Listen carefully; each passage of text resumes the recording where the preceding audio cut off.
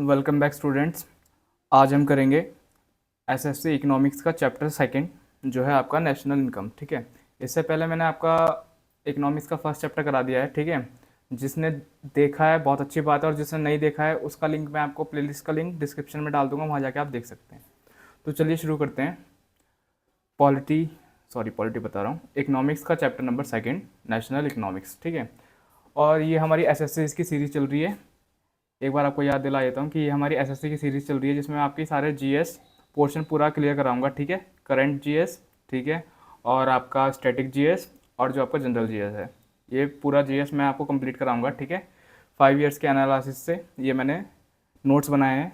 ठीक है, और आप मेक इंश्योर ये ज़रूर करें कि आप खाली इन नोट्स को तो ज़रूर पढ़ें। ठीक है, खाली आप इन नोट्स को पढ़ के भी चले आएंगे तो आप ऐसा समझ लो कि आपके 75 में से आउट ऑफ 50 मार्क्स कहीं नहीं है जीएस में। ठीक है, तो इसके नोट्स जरूर बनाते चले साथ साथ।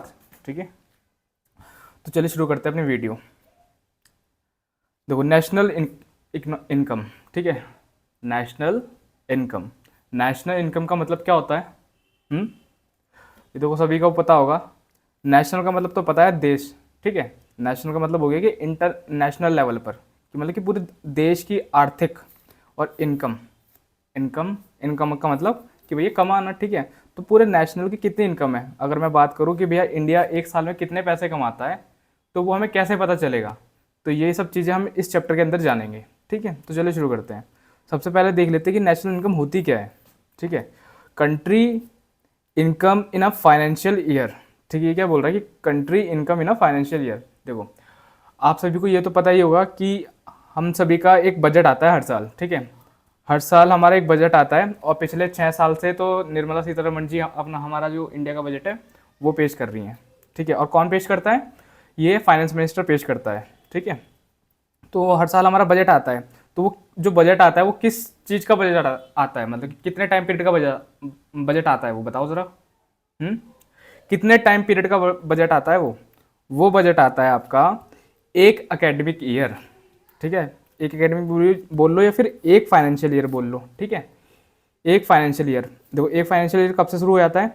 ये 1 मार्च से लेकर, जैसे कि अब मैं आपकी बात करूँ तो जो आपका फाइनेंशियल ईयर है ये कब से चला है?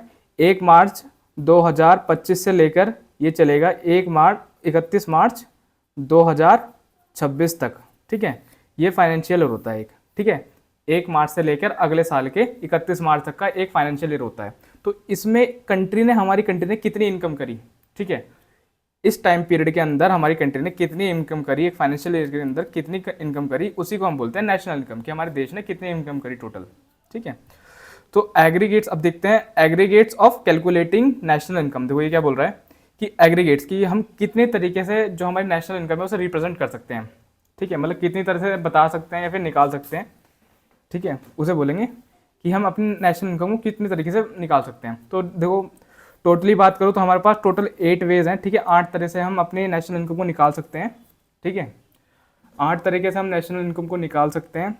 तो एक एक करके इन सभी के बारे में जानेंगे। देखो, सबसे पहले तो आपको पता ही होगा, मोस्टली स्टूडेंट्स हैं, ठीक है, जिन्होंने 11th 12th में या फिर 10th में भी अगर इकोनॉमिक्स पढ़ी है सही से, तो उन्हें पता होगा कि जीडीपी क्या होती है। ठीक है, तो जीडीपी की तो हर किसी को पता होगा, फिर मैं बता देता हूँ। ठीक, जीडीपी होती है ग्रॉस डोमेस्टिक प्रोडक्ट।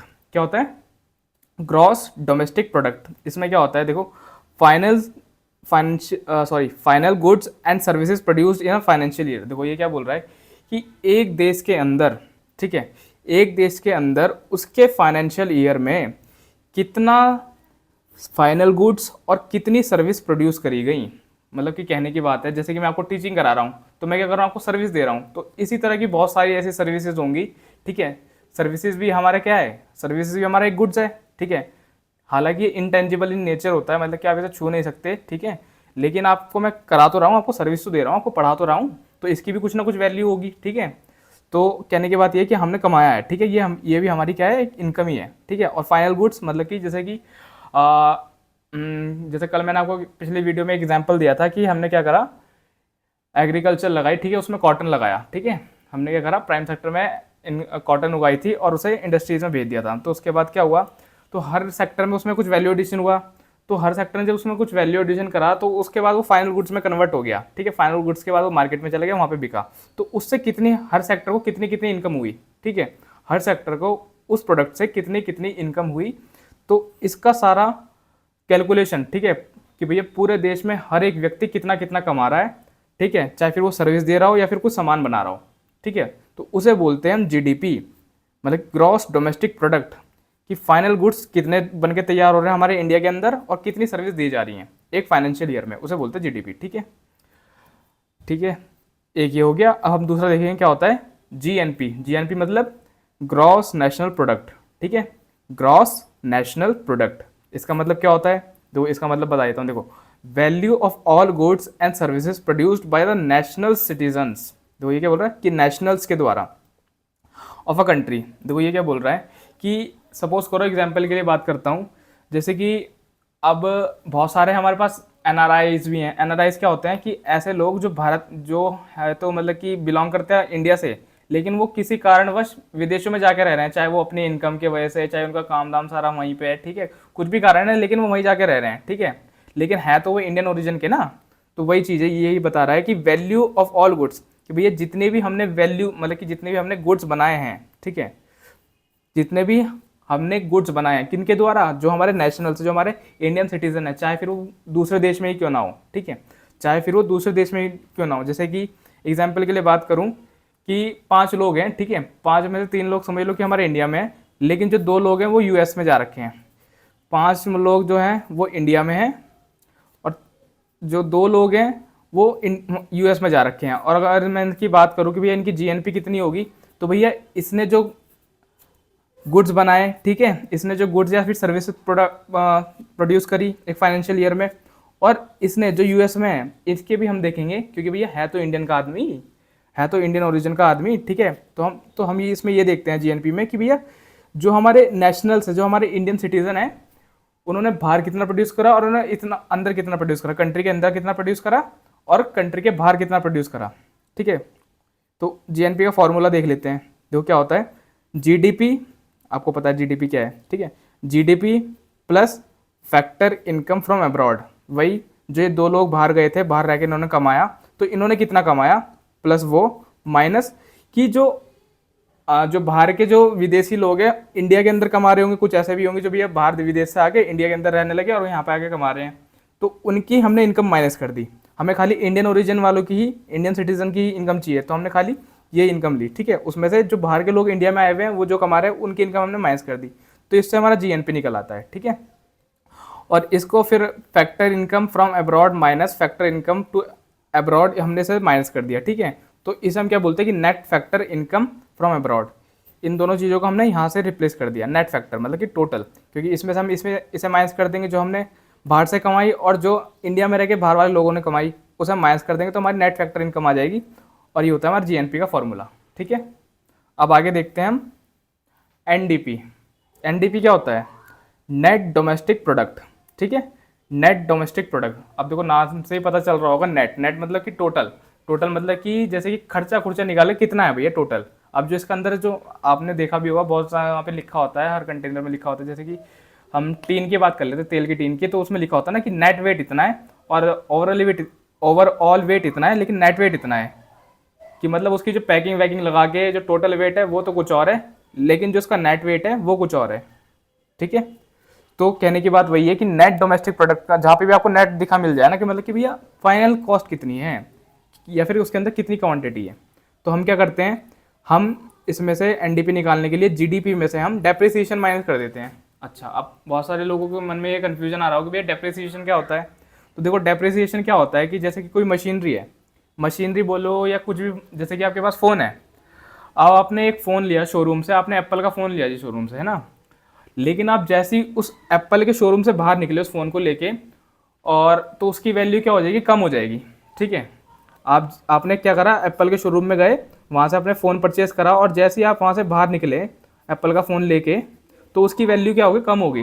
क्या आप वापस जाके उस दुकान वाले को ये बोल दोगे भैया लाओ मेरे पैसे वापस कर दो, अब ये फ़ोन रख लो, क्या वो कर देगा, नहीं करेगा। क्यों, क्योंकि बोलेगा भैया अगर ऐसी बात है तो मैं ले तो लूँगा फ़ोन, लेकिन इसके पैसे कम लगाऊंगा, मैं पैसे कम लगाऊंगा। अगर बाई चांस वो लेने भी लगा तो वो क्या बोलेगा, भैया मैं इसके पैसे कम लगाऊंगा, क्योंकि आपने इसे इस्तेमाल कर लिया, चाहे 1 मिनट इस्तेमाल कराओ आपने।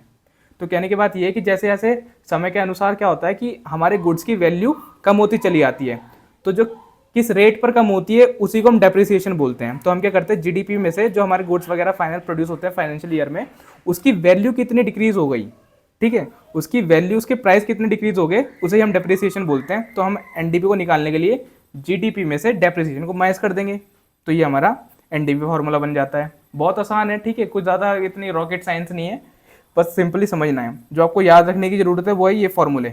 आपको कोई ये नहीं पूछेगा एसएससी एग्जाम में कि भैया जीडीपी बताओ क्या होती है, एन जीएनपी क्या होती है, या फिर जीडीपी क्या होती है, ठीक, कोई कुछ नहीं पूछेगा आपसे, खाली पूछ सकता है तो फॉर्मूला पूछ लेगा। तो बेसिकली आपको फॉर्मूले याद रखने हैं, ये मैं आपको समझा रहा हूँ जिससे कि आपके दिमाग में थोड़ा सा बैठा रहे, ठीक है। अब बात करते हैं एनएनपी। देखो इसमें भी नेट आ गया, नेट का मतलब होता है डेप्रिसिएशन, तो माइनस होगा, खर्चा माइनस होगा, ठीक है। तो नेट नेशनल प्रोडक्ट, अब ये नेशनल प्रोडक्ट क्या होता है, देखो ये कुछ नहीं होता, सिंपल, जैसे कि हमने क्या करा, सबसे पहले जैसे हमने देखा था कि एनएनपी आ गया था, मतलब हमने क्या करा, जीडीपी थे, जीडीपी में से हमने एनएनपी निकालने के लिए क्या करा, जीडीपी में से हमने डेप्रिसिएशन को माइनस कर दिया, तो हमारा एनडीपी आ गया।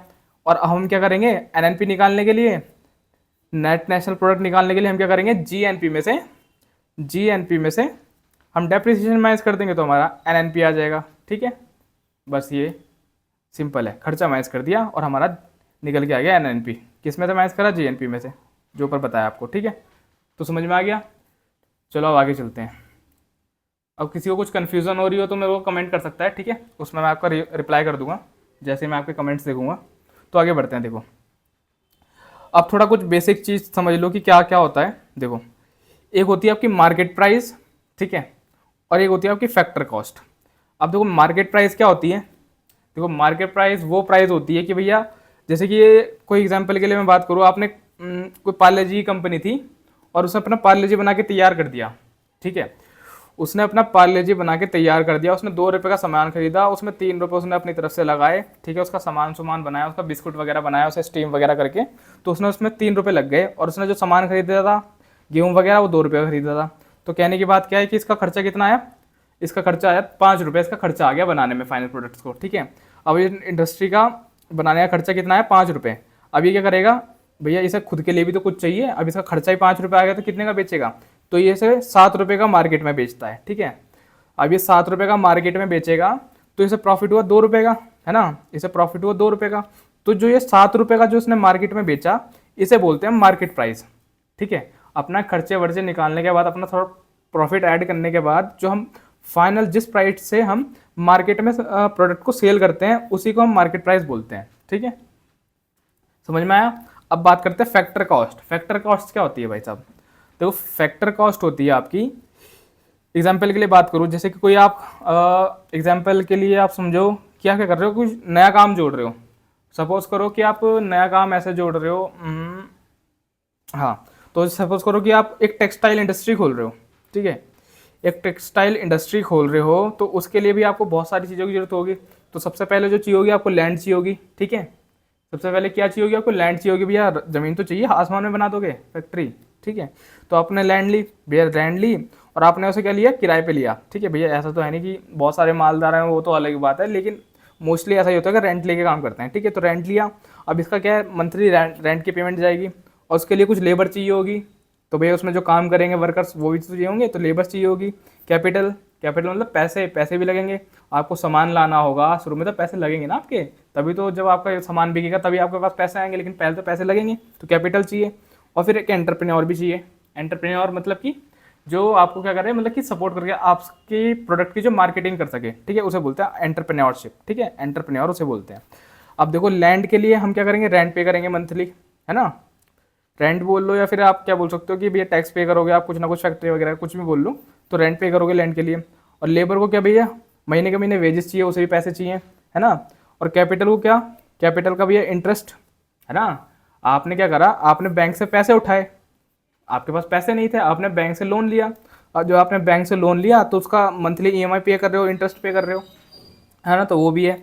और एंटरप्रेन्योर का भी भैया प्रॉफिट है कि भैया अगर मैं आपकी मार्केटिंग करूंगा तो इतना परसेंट मुझे चाहिए, तो उसका भी प्रॉफिट देना है मंथली आपको।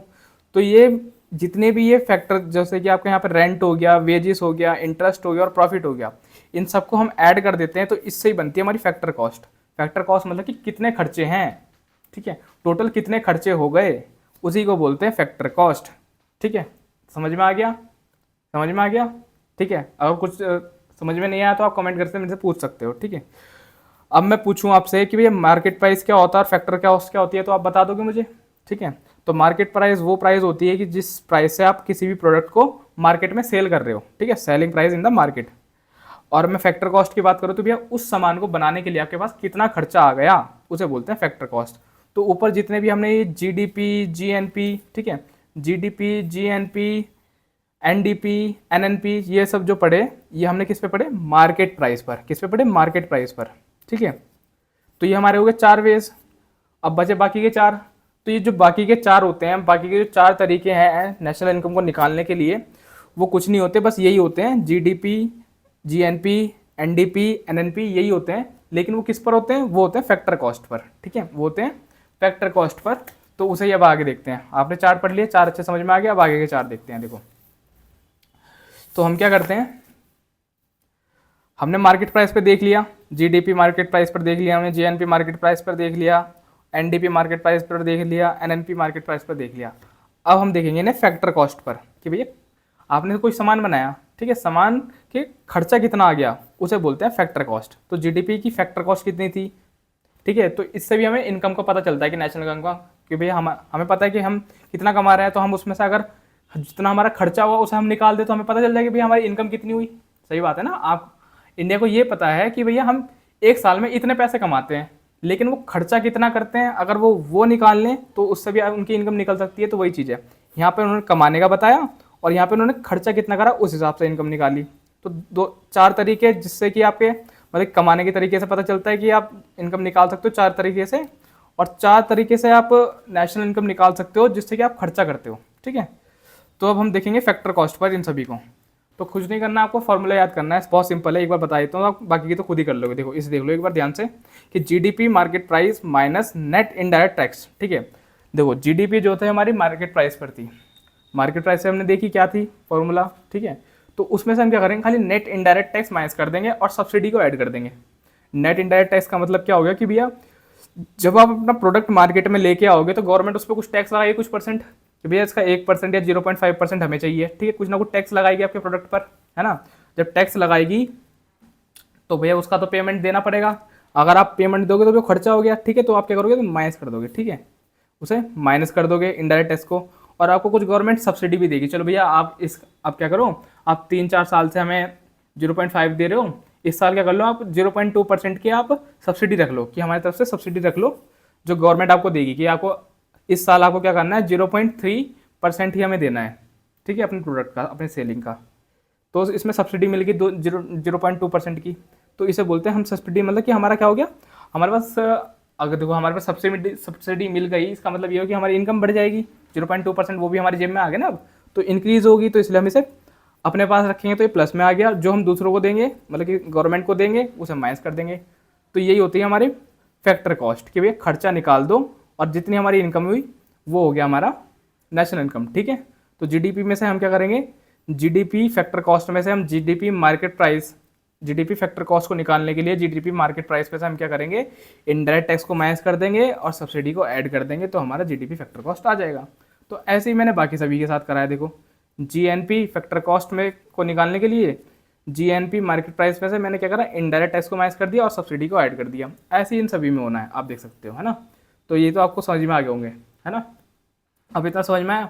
अच्छा, एक चीज़ जो आपको यहाँ पे नोट करनी है वो ये करनी है कि जो हमारी इंडिया है, जो इंडियन गवर्नमेंट है, ठीक है, तो जो नेशनल लेवल पर जो नेशनल इनकम निकलती है ना, जिसे हम बोलते हैं कि भैया ऑफिशियली जो नेशनल इनकम है वो कैसे निकलती है, वो निकलती है हमारी, जो इंडिया इस्तेमाल करती है, इंडियन गवर्नमेंट वो इस्तेमाल करती है एनएनपीएफसी को, मतलब कि नेट नेशनल प्रोडक्ट को इस्तेमाल करती है, national product at factor cost per, उसे हम बोलते हैं कि ये हमारी नेशनल इनकम बताता है। गवर्नमेंट इसी का इस्तेमाल करती है नेशनल इनकम को निकालने के लिए। अगर क्वेश्चन आ जाए तो ध्यान रखना, और मेरे ख्याल 3 बार आया हुआ है क्वेश्चन ना, प्रीवियस ईयर में 3 बार आ रखा है। अच्छा, अब हम आगे देखते हैं आगे क्या है, चलो आगे देखते हैं। अब देखो, अब हम नया टॉपिक शुरू करते हैं, थ्योरी ऑफ मनी इल्यूजन। आप बहुत सारे सोचेंगे भैया मनी इल्यूजन, मनी इल्यूजन क्या होता है? ठीक है, अब समझाता हूँ, देखो ध्यान से सुनना कि मनी इल्यूजन क्या होता है। देखो, जो आपकी थ्योरी ऑफ मनी इल्यूजन है, मनी इल्यूजन के ऊपर जो थ्योरी है किसने दी है? ये इरविंग फिशर ने दी है। किसने दी है? Irving Fisher. ध्यान रखना ये क्वेश्चन आ रखा है, इसलिए मैंने साइड में लिख रखा है किसने दी है। ठीक है, इरविंग फिशर ने हमें मनी इल्यूजन की थ्योरी दी है। ठीक है, अच्छा ये थ्योरी किस बुक में दी है? मतलब कि इन्होंने एक बुक लिखी थी जिसका नाम था द मनी इल्यूजन। ठीक है, द मनी इल्यूजन, इसी के अंदर इन्होंने मनी इल्यूजन थ्योरी दी है। अच्छा, तो इसके अंदर क्या बताया इन्होंने कि मनी इल्यूजन होती क्या है?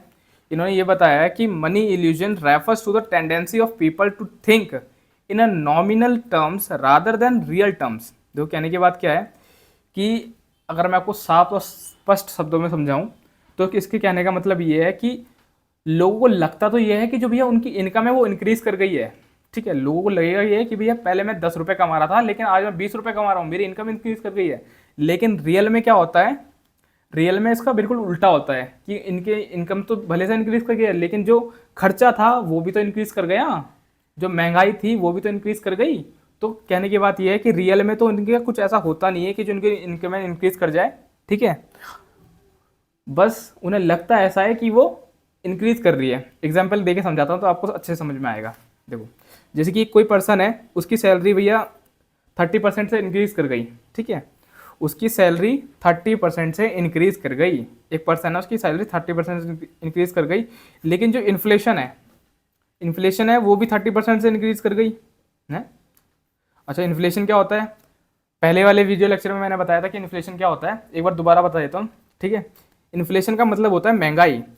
महंगाई से क्या क्या हो गया, मतलब ठीक है क्या समझते हो महंगाई से? देखो, महंगाई अगर सिंपल शब्दों में समझाऊं तो इधर समझो। महंगाई हो गया जैसे कि आप पहले एक पार्ले जी का बिस्किट 2 रुपये में कमा, एक जो पहले पार्ले जी का बिस्किट एक 2 रुपये में आता था। ठीक है, और वही वाला बिस्किट, उतने ही बिस्किट आज आपको 5 रुपये में दिए जा रहे हैं। ठीक है, उतने ही बिस्किट आज आपको 5 रुपये में दिए जा रहे हैं। तो इसमें क्या हुआ? इसमें इन्फ्लेशन हो गया कि भैया महंगाई बढ़ गई। पहले जितनी चीज़ हमें 2 रुपये में मिल रही थी उतनी ही चीज़ आज हमें 5 रुपये में मिल रही है। तो ये क्या हो गया? हमारी इन्फ्लेशन होगी। इन्फ्लेशन होगी मतलब महंगाई होगी, तभी तो हमारी जो जितनी चीज़ हमें पहले 2 रुपये में मिल रही थी उतनी ही चीज़ आज हमें 5 रुपये में मिल रही है। तो इसका मतलब ये है कि महंगाई बढ़ गई। ठीक है, तो मतलब कि महंगाई बढ़ गई तो इससे क्या होगा? इससे ये होगा कि भैया आपके पास कम पैसे में पहले आप क्या कर सकते थे? कम पैसों में आप पहले ज़्यादा सामान खरीद सकते थे, लेकिन अब आप ज़्यादा पैसों में भी उतना ही सामान खरीद पा रहे हो या फिर उससे भी कम खरीद पा रहे हो। ठीक है, इन्फ्लेशन के कारण। तो वही चीज़ है कि लोगों को लगता ऐसा है कि भैया उसकी सैलरी इंक्रीज कर गई है, हालांकि वो रियल है। उसे लगेगा कि भैया मेरी सैलरी इंक्रीज कर गई, मेरे 10,000 से 12,000 रुपये हो गए या फिर 15,000 रुपये हो गए। लेकिन जब वो उन 15,000 को लेकर या फिर 12,000 को लेकर कोई सामान खरीदने जाएगा तो वो ये देखेगा कि भैया पहले भी मैं 10,000 रुपये में सामान खरीदता था, तब भी 10 ही आइटम आते थे, आज के टाइम पे भी मैं 15,000 से सामान खरीद रहा हूँ। तो भैया जो नंबर ऑफ मटेरियल्स है या फिर जो नंबर ऑफ आइटम है जितनी उसने ब्रॉड करी है, पहले 10 खरीदता था तो वो भी इंक्रीज करने चाहिए जब उस सैलरी इंक्रीज करी है, लेकिन ऐसा नहीं होता। ठीक है, ऐसा नहीं होता। वो आज के टाइम पे भी 10 ही खरीद पा रहा है उन 15,000 रुपये का इस्तेमाल करके भी। ठीक है, या फिर उससे भी कम खरीद पा रहा है। तो इसी को बोलते हैं इल्यूजन ऑफ मनी या फिर मनी इल्यूजन। ठीक है, so he may think his salary is increase. ठीक है, but when in reality their purchasing power has not change. ठीक है, वो चेंज ही नहीं हुई है। पहले कहने की बात यह है कि जो आपकी जो मनी की पावर है वो क्या कर गई है? परचेजिंग पावर जो आपकी मनी की थी वो डिक्रीज कर गई है इन्फ्लेशन के कारण। तो उसी को हम बोलते हैं मनी इल्यूजन थ्योरी। ठीक है, अब आगे चलते हैं। समझ में आया? अब आगे देखते हैं। देखो, हमने ये देख लिया कि हम जीडीपी को कितने तरीके से निकाल सकते हैं। ठीक है, कितने तरीके से हम उसे रिप्रेजेंट कर सकते हैं। अब हम देखेंगे कि हम जीडीपी होती कितनी टाइप्स की हैं। तो जीडीपी होती है अभी साहब आपकी 2 टाइप्स की, एक होती है नॉमिनल जीडीपी और एक होती है रियल जीडीपी। अच्छा, तो भैया दोनों में डिफरेंस क्या होता है? दोनों में डिफरेंस ये होता है, जो आपकी नॉमिनल जीडीपी होती है वो आपके करंट प्राइसेस पे निकाली जाती है। करंट प्राइसेस पे मतलब देखो, करंट प्राइस पे जैसे कि मैं बात करूँ, पार्ले जी का एग्जांपल लेते हैं, तो वो क्या बताएंगे भैया? जीडीपी 5 रुपये का ही है पार्ले जी आज के टाइम पे। और भैया एग्जांपल ले लो कि 5 रुपये का ही बढ़ गया, मतलब कि 1 रुपया बढ़ा दिया, तो महंगाई कितनी पड़ी? 1% बढ़ी। ठीक है, एग्जाम्पल के लिए बात कर लो कि महंगाई बढ़ी 1%। ठीक है, 5 रुपये का कोई सामान था उसे 6% कर दिया तो महंगाई 1% बढ़ गई, इन्फ्लेशन 1% बढ़ा। तो इसे बोलेंगे नॉमिनल जीडीपी, ठीक है, nominal GDP, GDP in calculated at the current price, जो आज के टाइम पे जो प्राइस चल रहे हैं प्रोडक्ट्स के, उसको करंट में ध्यान में रखकर जो जीडीपी निकाली जाएगी उसे बोलेंगे हम नॉमिनल जीडीपी, ठीक है। और रियल जीडीपी क्या होती है? तो रियल जीडीपी होती है कि हम क्या करते हैं, एक बेस ईयर को मान लेते हैं, तो हम उसी के करंट प्राइस बात करते हैं। जैसे कि अगर मैं बात करूँ तो 2010 में क्या था, 2010 में जो पार्ले जी की प्राइस थी, ठीक है, जो पार्ले जी की प्राइस थी, जो 5 रुपये अभी था आज के टाइम पे, उसकी प्राइस थी 2 रुपये, ठीक है। तो हमने क्या करा, इस 2010 वाले को इसका बेस ईयर मान लिया, मतलब इसके प्राइस को हमने बेस ईयर मान लिया। और आज के टाइम पे हम देखें तो ये 2 वाला है पार्ले जी, आज के टाइम पे कितने में बिक रहा है, 5 रुपये बिक रहा है। तो यहाँ से हमें क्या पता चला कि इन्फ्लेशन बढ़ी है 3%, लेकिन अगर मैं नॉमिनल जीडीपी की बात करूँ तो यहाँ पे 1% दिखा रहा है, ठीक है। तो यही डिफरेंस है कि नॉमिनल जीडीपी हमें एक्चुअल जो इन्फ्लेशन बढ़ा है वो नहीं दिखाता, लेकिन जो रियल जीडीपी है ये हमें बताता है कि भैया एक्चुअल जो इन्फ्लेशन है, या फिर बोल सकते हो महंगाई कितने परसेंट से बढ़ी, ठीक है। इसी को बोलते हैं रियल जीडीपी। अच्छा, तो इसमें क्या करते हैं, it is adjusted to inflation by price of base year, ठीक है। हम क्या करते हैं, हर प्रोडक्ट्स की एक बेस ईयर मान लेते हैं। तो हमने जो इंडियन गवर्नमेंट है उसने कौन सा बेस ईयर माना हुआ है, इंडियन गवर्नमेंट ने बेस ईयर माना है इसका, ठीक है, इंडियन गवर्नमेंट ने बेस ईयर माना है इसका 2011-12। तो ये बेस ईयर है, ये ध्यान रखना कि कौन सा बेस ईयर मान रखा है, ये क्वेश्चन आ रखा है कई बार ना, तो इसलिए लिख दिया है मैंने कि इंडियन गवर्नमेंट ने बेस ईयर मान रखा है जीडीपी को निकालने के लिए 11-12, ठीक है। अच्छा, कौन निकालता है जीडीपी की रिपोर्ट, कौन निकालता है, कौन वो करता है, प्रिंट करता है जीडीपी की, मतलब जीडीपी जो नेशनल इनकम है या फिर कुछ भी बोल लो जीडीपी, ठीक है, उसको कौन प्रिंट करता है उसकी रिपोर्ट को।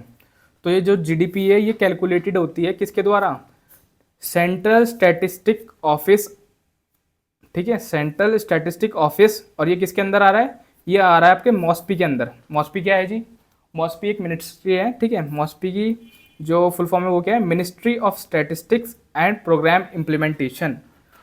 तो सेंट्रल स्टैटिक ऑफिस निकालता है जीडीपी को, जो कि मॉस्पी मिनिस्ट्री के अंदर आता है, ministry of statics and programme implementation. ये ध्यान रखना, ठीक है, ये भी आ रखा है क्वेश्चन, इसलिए मैंने लिख रखा है, ठीक है। अब आगे देखेंगे हम प्राइस इंडेक्स क्या होता है, और जीडीपी, इन्फ्लेटर बोल लो या फिर इन्फ्लेशन बोल लो, एक ही बात है, ठीक है। तो प्राइस इंडेक्स क्या होता है, ठीक है, प्राइस इंडेक्स को हम जीडीपी इन्फ्लेटर भी बोलते हैं, सॉरी इन्फ्लेटर बता रहा हूँ, डिफ्लेटर भी बोलते हैं। प्राइस इंडेक्स को हम जीडीपी डिफ्लेटर भी बोलते हैं। तो क्या होता है ये एक ऐसा मेथड होता है जिससे आप इन्फ्लेशन को क्या कर सकते हो, मेजर कर सकते हो, कि आप पता लगा सकते हो कि भाई कितने परसेंट जो आपकी क्या बोल सकते हो इकोनॉमी है उसमें कितने परसेंट महंगाई है, ठीक है, पहले से कितने परसेंट महंगाई जो है वो बढ़ गई है, या फिर कितने परसेंट इन्फ्लेशन आज के टाइम पे करंट सिचुएशन में चल रहा है, ठीक है। तो इसका फॉर्मूला क्या होता है, इसका फॉर्मूला होता है nominal GDP upon real GDP into 100, ठीक है। ये फॉर्मूला याद रखना, ठीक है, पूछ सकता है, और मेरे ख्याल पूछा भी है, इसे थोड़ा घुमा के पूछ लेगा, लेकिन आपको याद रखना है, ठीक है, आपको ये याद रखना है।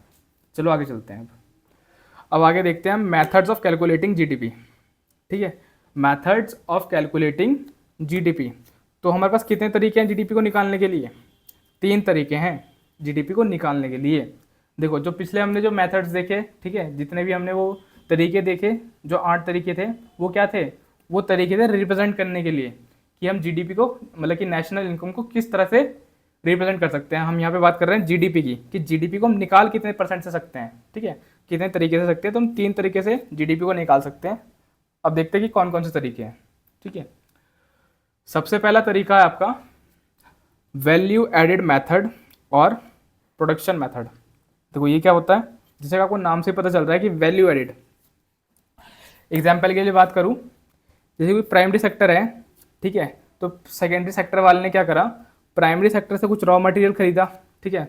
सपोज करो कि जो सेकेंडरी सेक्टर है, प्राइमरी सेक्टर से 5 लाख रुपए का कोई रॉ मटेरियल खरीदा, जैसे कि कॉटन खरीद लेती 5 लाख रुपए का, ठीक है, 5 लाख रुपए का प्राइमरी सेक्टर से कॉटन खरीद लिया, ठीक है। जब कॉटन खरीद लिया तो उसके बाद ये क्या करेगा, इसमें कुछ प्रोसेसिंग करेगा मतलब कि इसमें कुछ वैल्यू एडिशन करेगा, ठीक है।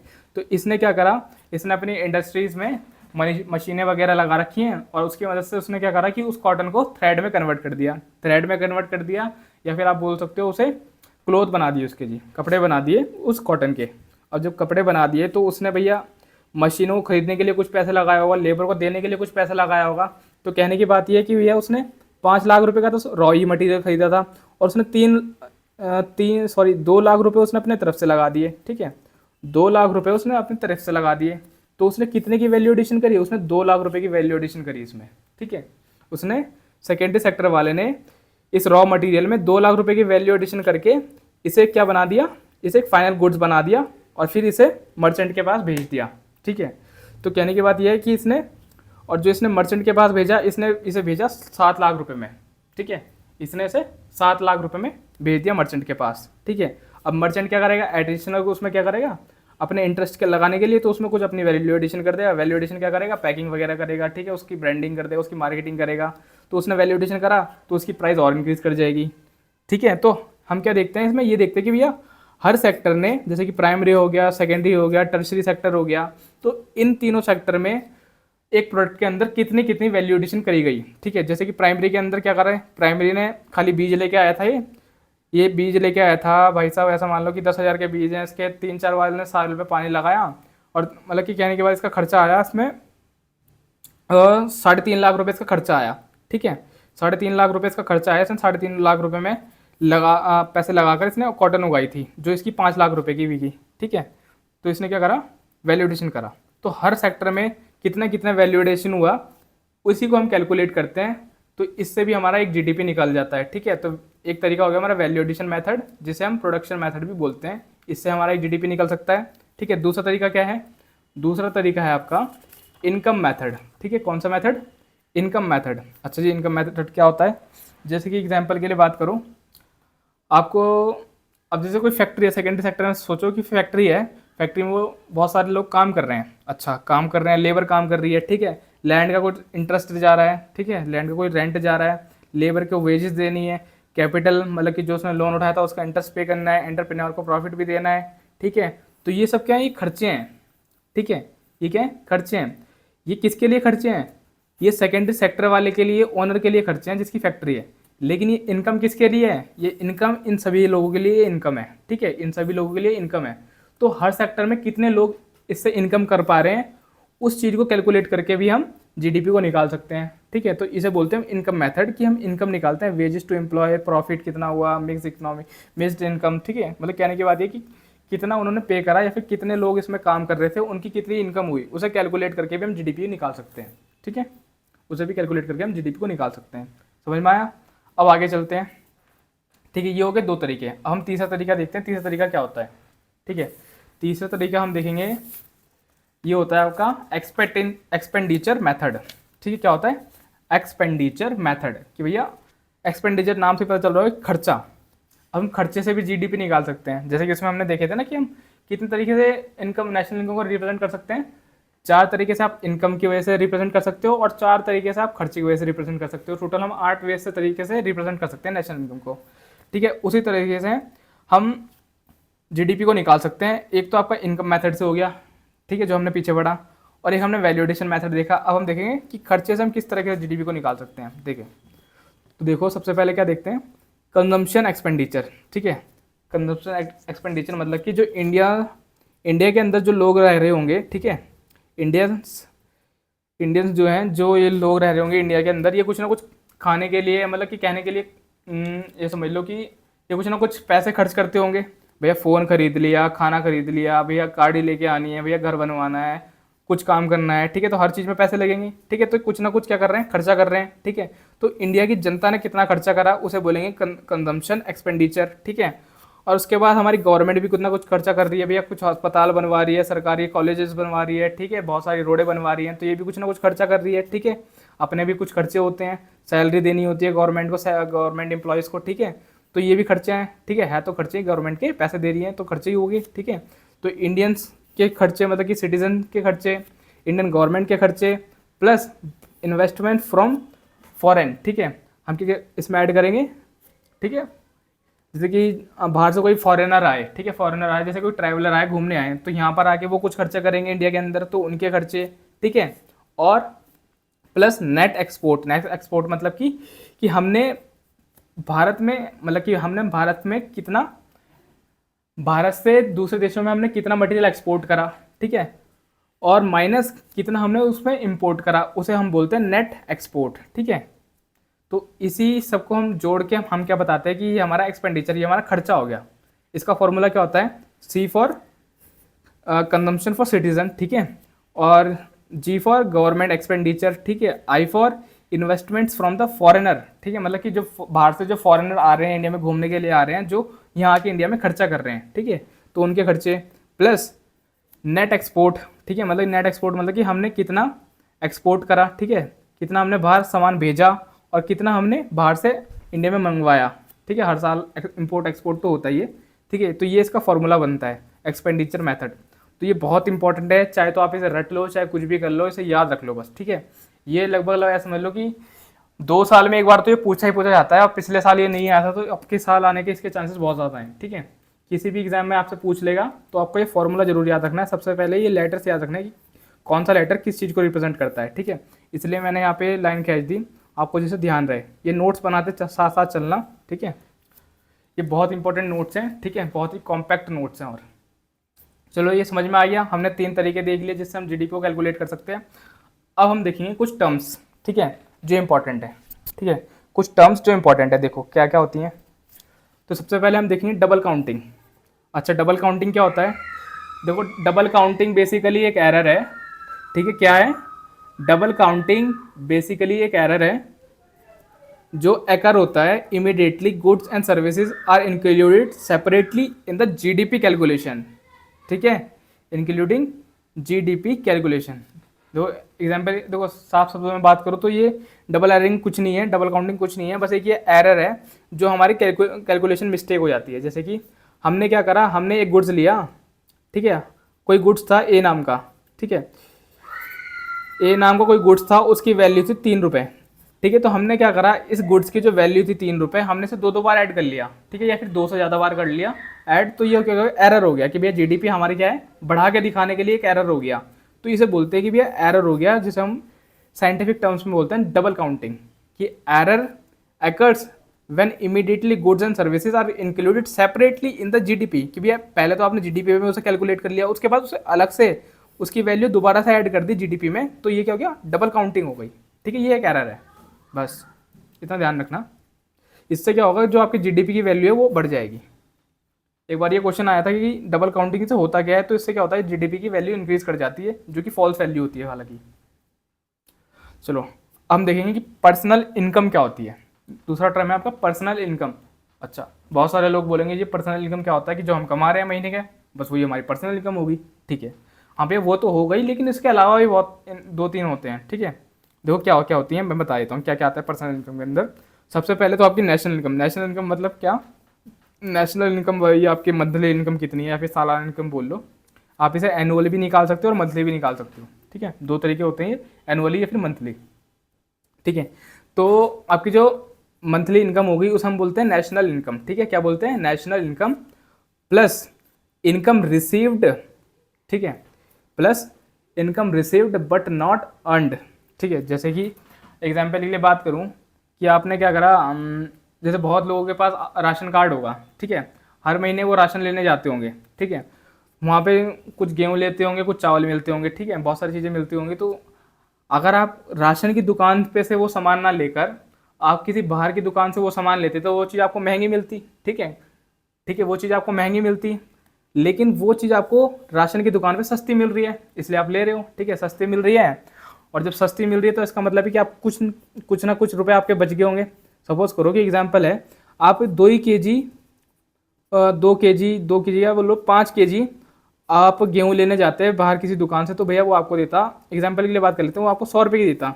लेकिन राशन पे दुकान से आप 5 केजी वही नाज लेने जाओगे तो वो कितने का देगा आपको, बेसिकली एग्जाम्पल के लिए बात करते हैं, वो 20 रुपये का देगा। तो आपके यहाँ पर कितने रुपये बच गए, 80 रुपये बच गए, ठीक है। तो 80 रुपये बच गए, ये कहाँ गए, ये आपकी जेब में ही तो गए, तो ये सब्सिडी हो गई, ठीक है, मतलब कि गवर्नमेंट ने आपको सब्सिडी प्रोवाइड करी है, ठीक है। तो ऐसी इनकम जो आपने कमाई नहीं है लेकिन फिर भी आपको मिली है, ठीक है, आपने कमाई नहीं है, आपको मिली है, ठीक है, उसको सब बोलते हैं सब्सिडी जो गवर्नमेंट देती है। तो ये हो गया, प्लस ये भी एक इनकम ही हो गई ना आपकी, क्योंकि भैया 80 रुपये यह इनकम फॉर्म हो गया। आपके पैसे जो आप बच गए, पहले इतने खर्च होने थे 100 रुपये, लेकिन उसके यहाँ 20 रुपये खर्च हो गया, आपके 80 रुपये बच गए उसमें, तो ये एक इनकम हो गई, ठीक है, एक ये हो गया।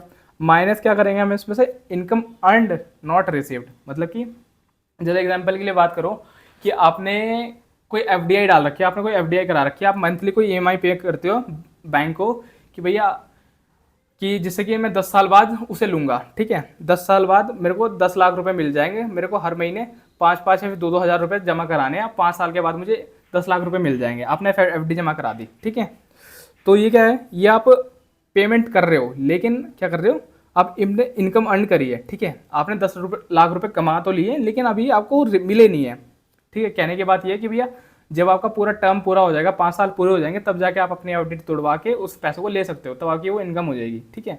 लेकिन आपने वो इनकम कमा ली है, लेकिन अभी आपको रिसीव्ड नहीं हुई, तो इसलिए हम उसे माइनस कर देंगे। मतलब कि जो आप ये महीने के महीने 2,000 रुपये 5,000 रुपये जमा करा रहे हो बैंक में एफडी के लिए, तो ये क्या हो गया, आपकी खर्चे ही हो गया बेसिकली, इसलिए हमने इसे माइनस कर दिया, तो ये भी इनकम में आ गया, ठीक है। तो हमारी नेशनल इनकम, जो हमारी पर्सनल इनकम बनी, वो क्या बनी, personal income is equals to national income plus transfer payment.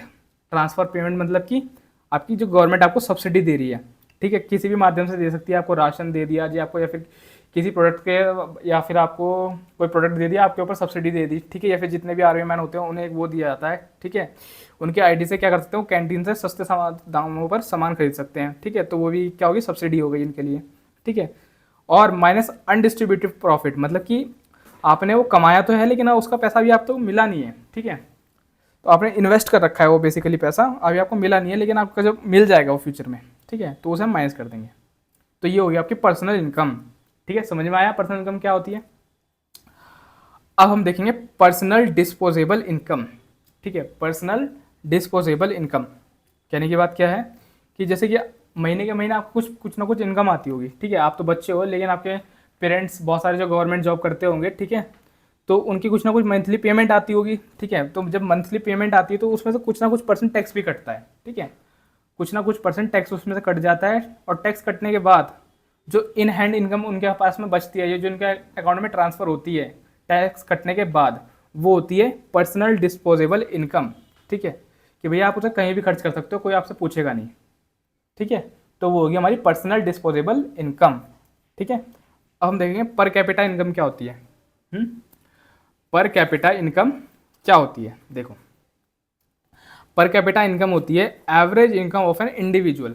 देखिए जैसे कि मैं बात करूँ, देखो एवरेज का तो मतलब आपको पता ही होगा कि एवरेज का मतलब होता है कि भैया अगर सम ऑफ ऑब्जर्वेशन, मतलब कि कहने की बात यह है कि अगर ये दो, सपोज करो 3 नंबर हैं, ठीक है, तो इन सब का मैं टोटल करूँगा 6, और ये कितने नंबर है, टोटल 3 नंबर है, ठीक है, तो मैंने क्या एक एवरेज निकाल लिया कि भैया हर इनमें से किसी के पास, ये 3 लोग थे, इनका मैंने सम करा तो इनके पास जो मनी का सम आया वो आया 6 रुपये, और ये टोटल 3 लोग थे, तो मैंने 3 से डिवाइड कर दिया, तो इससे मुझे क्या पता चला कि भैया हो ना हो इन हर किसी लोगों के पास कितना होगा भैया, 3 रुपये तो होंगे ही होंगे, मैंने ये एवरेज मान लिया, ठीक है, भले इसके पास 1 रुपया इसके पास 2 रुपये, लेकिन मैंने एवरेज माना कि भैया 3 रुपये तो होंगे होंगे, ठीक है, तो ये बोलते हैं एवरेज इनकम, ठीक है, इसी को हम बोलते हैं पर कैपिटा इनकम। तो ये क्या फॉर्मूला होता है इसका फॉर्मूला होता है भैया टोटल इनकम। टोटल इनकम किसकी, पूरे national income, total national income divided by population, जितनी हमारी इंडिया की पॉपुलेशन है, इससे हमारा एक इंडिविजुअल की हमारी इनकम निकल के आ जाती है, ठीक है। तो चाहे फिर वो बड़ा से बड़ा अमीर कितना हो और वो छोटे से छोटा गरीब कितना हो, उसकी इनकम एवरेज दिखा देता है कि भैया दोनों की मतलब सिमिलर है, थोड़ी सी वो कर जाएगी, डिफर कर जाएगी, लेकिन एवरेज इनकम सेम आ जाती है लगभग, ठीक है। तो इस समय एवरेज इनकम पता चल जाती है पर कैपिटा इनकम से, ठीक है। अब हम बात करते हैं कि जो इंडिया की रैंकिंग है जीडीपी में, वो कौन से नंबर पे है, ठीक है। तो इंडिया की जीडीपी की जो रैंकिंग है वो कौन सी है, 4th है, ठीक है, अभी अभी है ये 4th इनकम, और 4th रैंक पर इंडिया पहले 5th नंबर पे था, अभी अभी आया है। अच्छा तो भैया देखो 4th नंबर पे, तो उससे ऊपर पे कौन है, देखो उससे ऊपर पे भी देख लो, ये भी ध्यान रखना कि फर्स्ट नंबर तो आपको पता ही होगा यूएस आ रहा है, दूसरे नंबर पे चाइना है आपका, ठीक है, तीसरे नंबर पे जर्मनी, और चौथे पे तो इंडिया है ही, ठीक है, और 5वें पे है जापान, ठीक है, जापान को अभी नीचे करा है इंडिया ने। अच्छा लेकिन अगर मैं बात करूँ अकॉर्डिंग टू पीपीपी, ठीक है, पीपीपी क्या होता है, पीपीपी में आपको आगे बताऊंगा क्या होता है, अभी खाली इतना समझ लो कि एक रिपोर्ट होती है, ठीक है, ये जीडीपी से अलग रिपोर्ट होती है, इसके हिसाब से पीपीपी के हिसाब से जो इंडिया है वो 3rd रैंक पर आता है वर्ल्ड में जीडीपी के हिसाब से, ठीक है, जीडीपी नहीं बता रहा हूँ सॉरी, पीपीपी के हिसाब से इंडिया 3rd रैंक पर आता है, ठीक है, वर्ल्ड में। अब आगे देखेंगे, आगे बस ये चैप्टर खत्म हो गया आपका, बस एक छोटी सी लाइन है जो आपको समझानी है, ठीक है, वो समझ लो। देखो national income committee was headed by PC Mahalanobis, PC Mahalanobis, ठीक है, पीसी महलनोबिस। बस इतना ध्यान रखना कि कई बार क्वेश्चन आ चुका है कि जो आपकी नेशनल इनकम कमेटी है, ठीक है, नेशनल इनकम कमेटी जो आपकी इनकम वगैरह निकालती है, ठीक है, जो निकालती है नेशनल इनकम कमेटी, इसका हेड कौन है, ठीक है, इसका चेयरमैन कौन है, वो है पीसी महलनोबिस। ये ध्यान रखना, पहला जो चेयरमैन था वो यही था, पीसी महलनोबिस, ठीक है। अब अगली वीडियो में हम क्या करेंगे, अगली वीडियो में हम बजट और टैक्सेशन पढ़ेंगे, ठीक है। तो अगर आपको ये वीडियो अच्छी लगी हो तो वीडियो को लाइक करो, चैनल को सब्सक्राइब करो और अपने फ्रेंड्स के साथ इसे शेयर करो, जिससे कि आपके फ्रेंड्स का भी फ़ायदा हो आपके साथ साथ, ठीक है। और ये एक बार दोबारा आपको रिमाइंड करा देता हूँ कि जो आपके मैं नोट्स करा रहा हूँ ये बहुत ही ज़्यादा इंपॉर्टेंट नोट्स हैं, ठीक है। और इसका आप इंश्योर ये ज़रूर करें कि आप इसकी नोट्स बनाते चलें, ठीक है, क्योंकि लिखने से भी आपका क्या होता है ना कि लिखने से भी आपके दिमाग में बैठते चली जाती है चीज़ें, अच्छे से समझ में आती है, ठीक है। तो आशा करता हूँ कि आप सारी वीडियो देखते चलेंगे मेरी, और वीडियो को लाइक ज़रूर करना अगर आपको अच्छी लगी हो, ठीक।